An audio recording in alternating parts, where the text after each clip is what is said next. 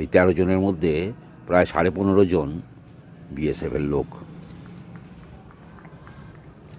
এই ১৩ জন যারা যাবজ্জীবন পেয়েছে তাদের মধ্যে ১৫.৫ জন বিএসএফের লোক।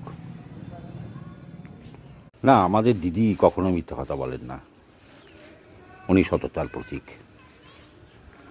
দেখুন, উনি এই এই শামশেরগঞ্জের ঘটনায় উনি বলেছিলেন না, এই যে হরগোবিন্দ দাস, চন্দন দাস, যে এই যে নৃশংসভাবে খুন হয়ে গেল, ৩০০ মিটার দূরে পুলিশ থাকতেও তারা কোনো ব্যবস্থা নিল না, আটকালো না, এই ঘটনাকে ঘটতে দিল।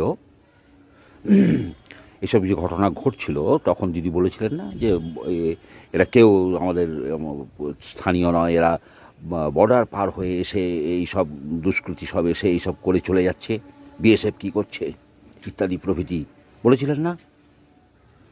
দেখুন, এই যে সাজা ঘোষণা হলো শামশেরগঞ্জের ঘটনায়, সেখানে ১৩ জনকে যাবজ্জীবন কারাদণ্ড দেওয়া হলো। তারা সব হচ্ছে বাংলাদেশি, তারা সব হচ্ছে অন্যান্য দেশের লোক।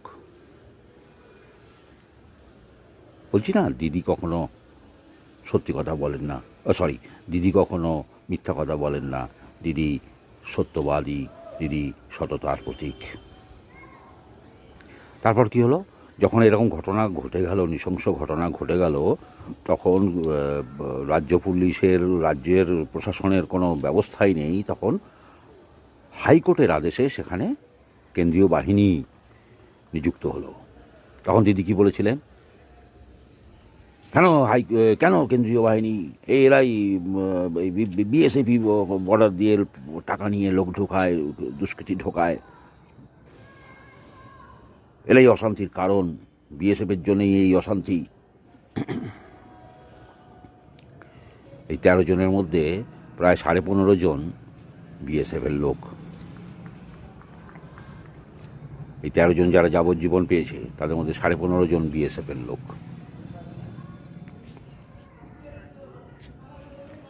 মিলছে তো দিদির কথা? আমি বলছি না, দিদি কখনো সত্য কথা বলেন না, দিদি কখনো মিথ্যা কথা বলেন না, উনি সততার প্রতীক। আপনারা না মানলে কি হয়েছে? উনি সততার প্রতীক।